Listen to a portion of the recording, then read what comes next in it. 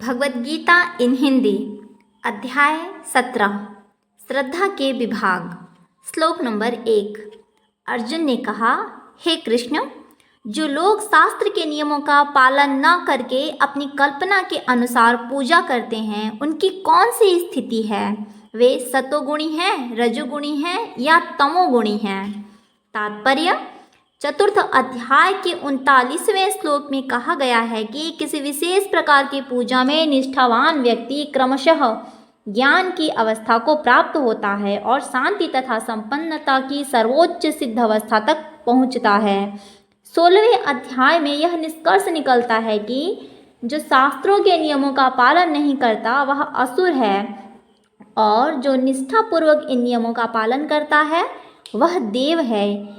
अब यदि कोई ऐसा निष्ठावान व्यक्ति हो जो ऐसे कतिपय नियमों का पालन करता हो जिनका शास्त्रों में उल्लेख न हो, तो उसकी स्थिति क्या होगी? अर्जुन के इस संदेह का स्पष्टीकरण कृष्ण द्वारा होना है। क्या वे लोग जो किसी व्यक्ति को चुनकर उस पर किसी भगवान के रूप में श्रद्धा दिखाते हैं, रजो सतो या तमो गुण में पूजा करते हैं, क्या ऐसे व्यक्ति को जीवन की सिद्ध अवस्था प्राप्त हो पाती है? क्या वे वास्तविक ज्ञान प्राप्त करके उच्चतम सिद्ध अवस्था को प्राप्त हो पाते हैं? जो लोग शास्त्रों के विधि विधानों का पालन नहीं करते किंतु जिनकी किसी पर श्रद्धा होती है और जो देवी देवताओं तथा मनुष्यों की पूजा करते हैं, क्या उन्हें सफलता प्राप्त होती है? अर्जुन इन प्रश्नों को कृष्ण से पूछ रहा है। श्लोक नंबर 2। भगवान ने कहा, देहधारी जीव द्वारा अर्जित गुणों के अनुसार उसकी श्रद्धा 3 प्रकार की ही हो सकती है, सतोगुणी, रजोगुणी अथवा तमोगुणी। अब इसके विषय में मुझसे सुनो। तात्पर्य: जो लोग शास्त्रों के विधि विधानों को जानते हैं लेकिन आलस्य या कार्य विमुखतावश इसका पालन नहीं करते, वे प्रकृति के गुणों द्वारा शासित होते हैं। वे अपने सतोगुणी, रजोगुणी या तमोगुणी के पूर्व कर्मों के अनुसार एक विशेष प्रकार का स्वभाव प्राप्त करते हैं। विभिन्न गुणों के साथ जीव की संगति शाश्वत चलती रहती है। चूँकि जीव प्रकृति के सत्संग में रहता है, अतएव वह प्रकृति के गुणों के अनुसार ही विभिन्न प्रकार की मनोवृत्तियाँ अर्जित करता है। लेकिन यदि कोई प्रामाणिक गुरु की संगति करता है तो उसके तथा शास्त्रों के विधि विधानों का पालन करता है तो उसकी यह मनोवृत्ति बदल सकती है। वह क्रमशः अपनी स्थिति तमोगुण से सतोगुण या रजोगुण से सतोगुण में परिवर्तन कर सकता है। कहने का तात्पर्य यह है कि प्रकृति के किसी गुण विशेष में अंधविश्वास करने से ही व्यक्ति सिद्धि प्राप्त नहीं कर सकता। उसे प्रामाणिक गुरु की संगति में रहकर बुद्धिपूर्वक बातें कर विचार करना होता है, तभी वह उच्चतर गुण की स्थिति को प्राप्त हो सकता है। श्लोक नंबर 3। हे भरतपुत्र, विभिन्न गुणों के अंतर्गत अपने अपने अस्तित्व के अनुसार मनुष्य एक विशेष प्रकार की श्रद्धा विकसित करता है। अपने द्वारा अर्जित गुणों के अनुसार ही जीव को विशेष श्रद्धा से युक्त कहा जाता है। तात्पर्य: प्रत्येक व्यक्ति में, चाहे वह जैसा भी हो, एक विशेष प्रकार की श्रद्धा पाई जाती है, लेकिन उसके द्वारा अर्जित स्वभाव के अनुसार उसकी श्रद्धा उत्तम, राजस तथा तामसी कहलाती है। इस प्रकार अपनी विशेष प्रकार की श्रद्धा के अनुसार ही वह कतिपय लोगों से संगति करता है। वह वास्तविक तथ्य तो यह है कि जैसा 15वें अध्याय में कहा गया है, प्रत्येक जीव परमेश्वर का अंश है, अतएव वह मूलतः इस समस्त गुणों से परे होता है। लेकिन जब वह भगवान के साथ अपने संबंध को भूल जाता है और बद्ध जीवन में भौतिक प्रकृति के सत्संग में आता है, तो वह विभिन्न प्रकार की प्रकृति के साथ संगति करके अपना स्थान बनाता है। इस प्रकार से प्राप्त कृत्रिम श्रद्धा तथा अस्तित्व मात्र भौतिक होते हैं, भले ही कोई किसी धारणा या देहात्म बोध द्वारा प्रेरित हो, लेकिन मूलतः वह निर्गुण या दिव्य होता है। अतएव भगवान के साथ अपना संबंध फिर से प्राप्त करने के लिए उसे भौतिक कलमश से शुद्ध होना पड़ता है। यही एकमात्र मार्ग है निर्भय होकर कृष्ण भावनामृत में लौटने का। यदि कोई कृष्ण भावनामृत में स्थित होता है तो उसका सिद्धि प्राप्त करने के लिए वह मार्ग प्रशस्त हो जाता है। यदि वह आत्म साक्षात्कार के इस पथ को ग्रहण नहीं करता तो वह निश्चित रूप से प्रकृति के गुणों के साथ वह बह जाता है। श्लोक नंबर 4। सतोगुणी व्यक्ति देवताओं को पूजते हैं, रजोगुणी यक्षों व राक्षसों की पूजा करते हैं और तमोगुणी व्यक्ति भूत प्रेतों को पूजते हैं। तात्पर्य: इस श्लोक में भगवान विभिन्न बाह्य कर्मों के अनुसार पूजा करने वाले को प्रकार बता रहे हैं। शास्त्रों के आदेश अनुसार केवल भगवान ही पूजनीय हैं, लेकिन जो शास्त्रों के आदेशों से अभिज्ञ नहीं या उन पर श्रद्धा नहीं रखते, वे अपनी गुण स्थिति के अनुसार विभिन्न वस्तुओं की पूजा करते हैं। जो लोग सतोगुणी हैं वे सामान्यतः देवताओं की पूजा करते हैं। इन देवताओं में ब्रह्मा, शिव तथा अन्य देवता यथा इंद्र, चंद्र तथा सूर्य सम्मिलित हैं। देवता कई हैं। सतोगुणी लोग किसी विशेष अभिप्राय से किसी विशेष देवता की पूजा करते हैं। इसी प्रकार जो रजोगुणी हैं वे यक्ष, राक्षसों की पूजा करते हैं। हमें स्मरण है कि द्वितीय विश्व युद्ध के समय कलकत्ता का एक व्यक्ति हिटलर की पूजा करता था, क्योंकि भला हो उस युद्ध का उसने उसमें काले धंधों से प्रचुर धन संचित कर लिया था। इसी प्रकार जो रजोगुण तथा तमोगुणी होते हैं वे सामान्यतः किसी प्रबल ईश्वर को मनुष्य को ईश्वर के रूप में चुन लेते हैं। वे श्लोक नंबर 5 और 6। जो लोग दंभ अहंकार से अभिभूत होकर शास्त्र विरुद्ध कठोर तपस्या और व्रत करते हैं, जो काम तथा आसक्ति द्वारा प्रेरित होते हैं, जो मूर्ख हैं तथा जो शरीर के भौतिक तत्वों को तथा शरीर के भीतर स्थित परमात्मा को कष्ट पहुंचाते हैं, वे असुर कहे जाते हैं। तात्पर्य: कुछ पुरुष ऐसे होते हैं जो ऐसी तपस्या की विधियों का निर्माण कर लेते हैं जिनका वर्णन शास्त्रों में नहीं है। उदाहरण: किसी स्वार्थ के प्रयोजन से यथा राजनीतिक कारणों में उपवास करना शास्त्रों में वर्णित नहीं है। शास्त्रों में तो आध्यात्मिक उन्नति के लिए उपवास करने की संस्तुति है, किसी राजनीतिक या सामाजिक उद्देश्य के लिए नहीं। भगवद गीता के अनुसार जो लोग ऐसी तपस्याएं करते हैं वे निश्चित रूप से आसुरी हैं। उनके कार्य शास्त्र विरुद्ध हैं और सामान्य जनता के हित के लिए नहीं हैं। वास्तव में वे लोग गर्व, अहंकार, काम तथा भौतिक भोग के प्रति आसक्ति के कारण ऐसा करते हैं। ऐसे कार्यों से न केवल शरीर के उन तत्वों को विक्षोभ होता है जिनसे शरीर बना है, अपितु शरीर के भीतर निवास कर रहे परमात्मा को भी कष्ट पहुंचता है। श्लोक नंबर 7। यहाँ तक कि प्रत्येक व्यक्ति जो भोजन पसंद करता है वह भी प्रकृति के गुणों के अनुसार 3 प्रकार का होता है। यही बात यज्ञ, तपस्या तथा दान के लिए भी सत्य है। अब उनके वेदों के विषय में सुनो। तात्पर्य: प्रकृति के भिन्न भिन्न गुणों के अनुसार भोजन, यज्ञ, तपस्या और दान में भेद होते हैं। वे सब एक से नहीं होते। जो लोग यह समझते हैं कि किस गुण में क्या करना चाहिए वे वास्तव में बुद्धिमान हैं। जो लोग सभी प्रकार के यज्ञ, भोजन या दान को एक सा मानकर उनमें अंतर नहीं कर पाते वे अज्ञानी होते हैं। ऐसे भी प्रचारक लोग हैं जो यह कहते हैं कि मनुष्य जो चाहे वह कर सकता है और सिद्धि प्राप्त कर सकता है, लेकिन ये मूर्ख मार्गदर्शक शास्त्रों के आदेश अनुसार कार्य नहीं करते। ये अपनी विधियां बनाते हैं और सामान्य जनता को भ्रांत करते हैं। श्लोक नंबर 8। जो भोजन सात्विक व्यक्तियों को प्रिय होता है वह आयु बढ़ाने वाला, जीवन को शुद्ध करने वाला तथा बल, स्वास्थ्य, सुख तथा तृप्ति प्रदान करने वाला होता है। ऐसा भोजन रसमय, स्निग्ध, स्वास्थ्यप्रद तथा हृदय को भाने वाला होता है। श्लोक नंबर 9। अत्यधिक तिक्त, खट्टे, नमकीन, गरम, चटपटे, शुष्क तथा जलन उत्पन्न करने वाले भोजन रजोगुणी व्यक्तियों को प्रिय होते हैं। ऐसे भोजन दुख, शोक तथा रोग उत्पन्न करते हैं। श्लोक नंबर 10। खाने से 3 घंटे पूर्व पकाया गया स्वादहीन, वियोजित एवं सड़ा, जूठा तथा अस्पृश्य वस्तुओं से युक्त भोजन उन लोगों को प्रिय होता है जो तामसी होते हैं। तात्पर्य: आहार का उद्देश्य आयु को बढ़ाना, मस्तिष्क को शुद्ध करना तथा शरीर को शक्ति पहुंचाना है। यही एक कारण है प्राचीन काल में विद्वान पुरुष ऐसा भोजन चुनते थे जो स्वास्थ्य तथा आयु बढ़ाने वाला हो, यथा दूध के व्यंजन, चीनी, चावल, गेहूं, फल तथा तरकारियाँ। ये भोजन सतोगुणी व्यक्तियों को अत्यंत प्रिय होते थे। अन्य कुछ पदार्थ नहीं, जैसे कि भुना मक्का तथा गुण स्वयं रुचिकर न होते हुए भी दूध या अन्य पदार्थों के साथ मिलने पर स्वादिष्ट हो जाते थे, तब ये सात्विक हो जाते हैं। ये सारे भोजन स्वभाव से ही शुद्ध हैं।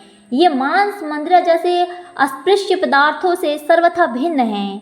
8वें श्लोक में जिन स्निग्ध पदार्थों का उल्लेख है उनका पशुवध से प्राप्त चर्बी से कोई नाता नहीं होता। वह पशु चर्बी दुग्ध के रूप में उपलब्ध है, जो समस्त भोजनों में परम चमत्कारी है। दुग्ध, मक्खन, पनीर तथा अन्य पदार्थों से जो पशु चर्बी मिलती है, उससे निर्दोष पशुओं के मारे जाने का प्रश्न नहीं उठता। यह केवल पाश्विक मनोवृत्ति है, जिसके कारण पशुवध चला रहता है। श्लोक नंबर 11। यज्ञों में वही यज्ञ सात्विक होता है जो शास्त्र के निर्देशानुसार कर्तव्य समझकर उन लोगों के द्वारा किया जाता है जो फल की इच्छा नहीं करते।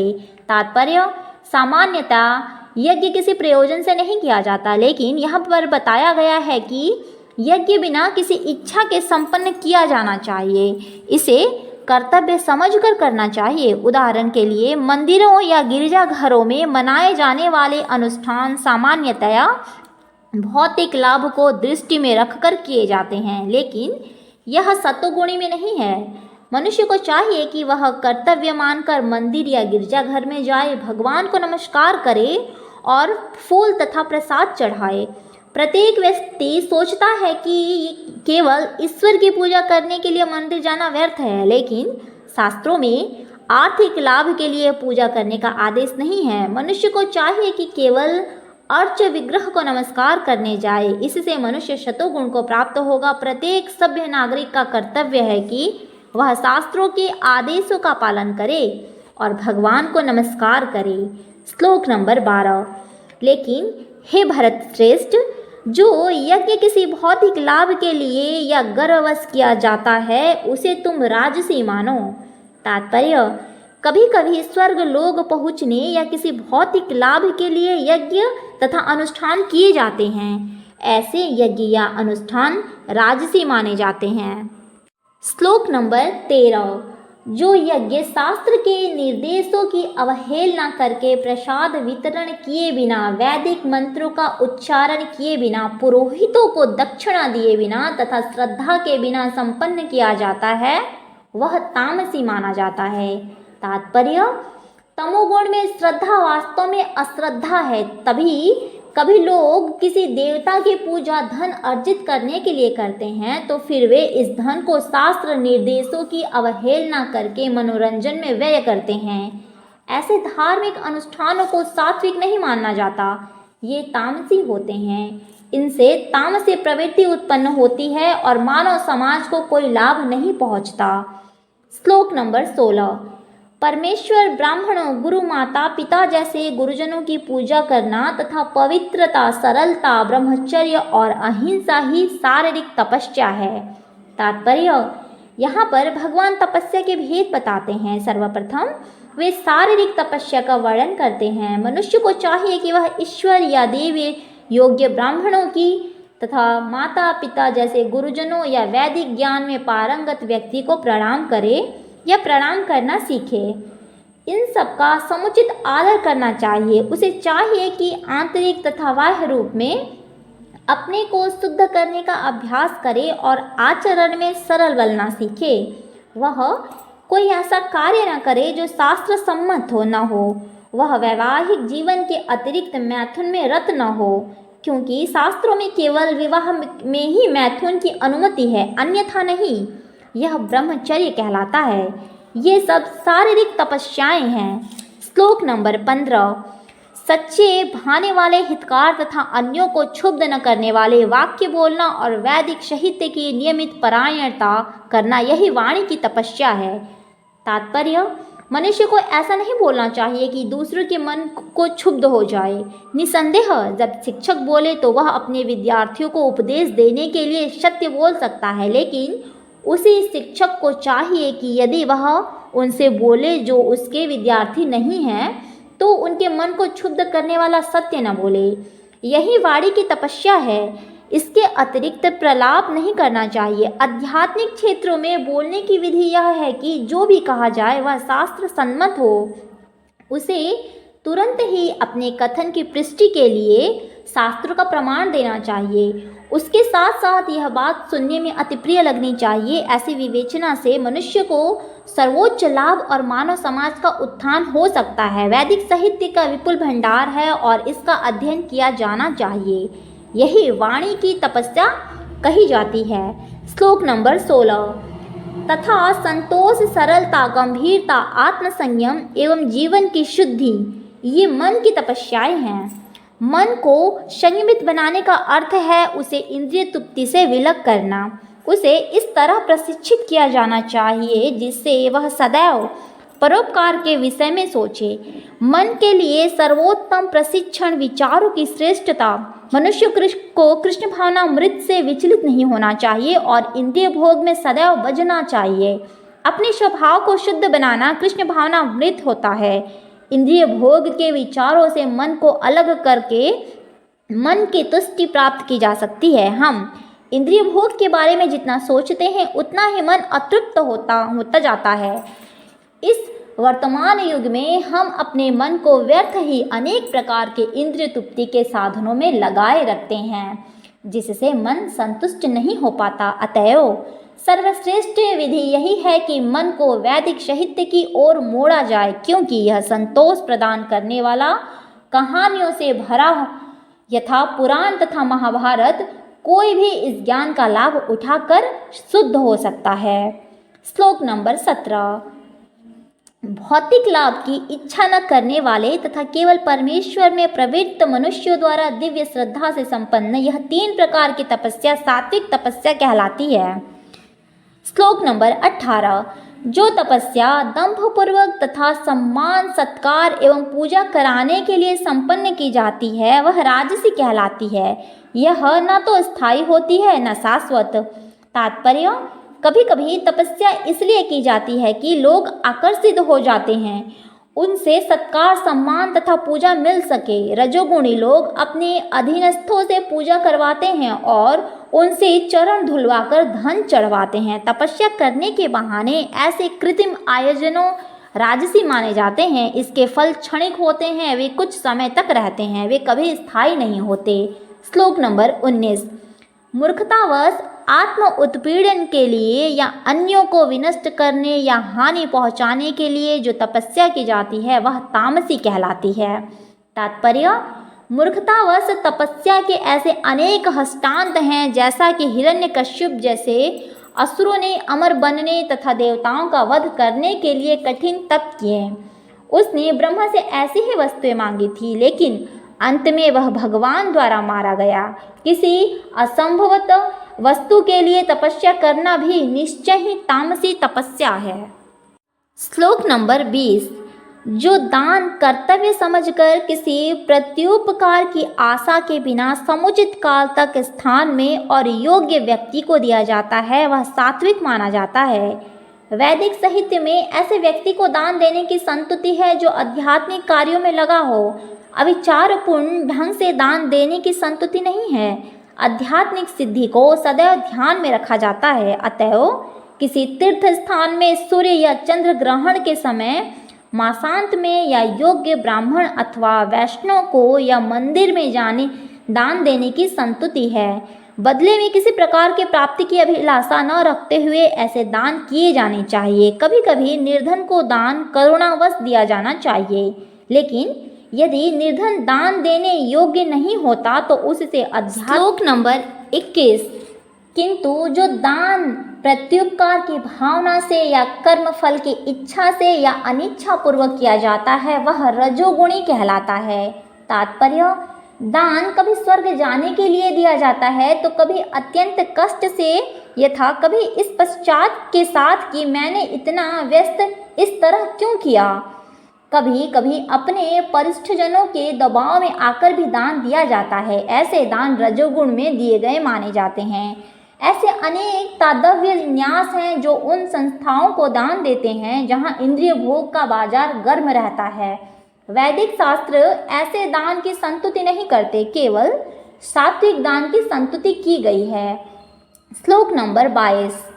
यथा जो दान किसी अपवित्र स्थान में अनुचित समय में किसी अयोग्य व्यक्ति को या बिना समुचित स्थान या आदर से दिया जाता हो वह तामसी कहलाता है। तात्पर्य, यहाँ पर मदपान तथा घृत क्रीड़ा में व्यसनी के लिए दान देने को प्रोत्साहन नहीं दिया गया। ऐसा दान तामसी है। यह दान लाभदायक नहीं होता, वरन इससे पापी पुरुषों को प्रोत्साहन मिलता है। इसी प्रकार यदि बिना सम्मान तथा ध्यान दिए किसी उपयुक्त व्यक्ति को दान दिया जाए तो वह भी तामसी है। श्लोक नंबर 23।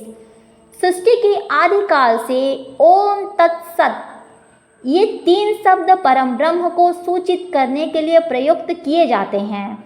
ये तीनों सांकेतिक अभिव्यक्तियों ब्राह्मणों द्वारा वैदिक मंत्रों का उच्चारण करते समय तथा ब्रह्म को संतुष्ट करने के लिए यज्ञों के समय प्रयुक्त होते हैं। तात्पर्य, यहाँ बताया जा चुका है कि तपस्या, यज्ञ, दान तथा भोजन के 3 भेद हैं, सात्विक, राजस तथा तामस। लेकिन चाहे ये उत्तम हो या मध्यम हो या निम्न हो, ये सभी बद्ध तथा भौतिक गुणों से कलुषित हैं। किंतु जब वे या ब्रह्म ओम तत्सत को लक्ष्य करके किए जाते हों तो आध्यात्मिक उन्नति के साधन बन जाते हैं। शास्त्रों में ऐसे लक्ष्य का संकेत हुआ है। ओम तत्सत ये 3 शब्द विशेष रूप से परम सत्य भगवान के सूचक हैं। वैदिक मंत्रों में श्लोक नंबर 24। अतएव योगी जन ब्रह्म की प्राप्ति के लिए शास्त्रीय विधि के अनुसार यज्ञ, दान तथा तप की समस्त क्रियाओं का शुभारंभ सदैव ओम से करते हैं। तात्पर्य, ओम तत् विष्णु परम पदम, विष्णु के चरण कमल पर परम भक्ति के आश्रय हैं। भगवान के लिए संपन्न हर एक क्रिया सारे कार्य क्षेत्र की सिद्धि निश्चित कर देती है। श्लोक नंबर 25। मनुष्य को चाहिए कि कर्मफल की इच्छा किए बिना विविध प्रकार के यज्ञ, तप तथा दान को तत्शब्द कहकर संपन्न करे। ऐसी दिव्य क्रियाओं का उद्देश्य भव बंधन से मुक्त होना है।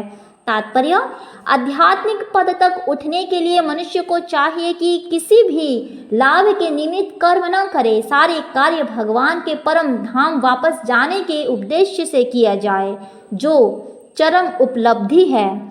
श्लोक नंबर 26 और 27। परम सत्य भक्तिमय यज्ञ का लक्ष्य है और उसे सत शब्द से अभिहित किया जाता है। हे पितापुत्र, ऐसे यज्ञ का संपन्न करता भी सत कहलाता है। जिस प्रकार यज्ञ, तप तथा दान के सारे कर्म भी जो परम पुरुष को प्रसन्न करने के लिए किए जाते हैं सत हैं। तात्पर्य, प्रशस्ते कर्माणि अर्थात नियत कर्तव्य सूचित करते हैं कि वैदिक साहित्य में ऐसी कई क्रियाएं निर्धारित हैं जो गर्भाधान से लेकर मृत्यु तक संस्कार के रूप में हैं। ऐसे संस्कार जीव की चरम मुक्ति के लिए होते हैं। ऐसी सारी क्रियाओं के समय ओम तत्सत उच्चारण करने की संस्तुति की जाती है।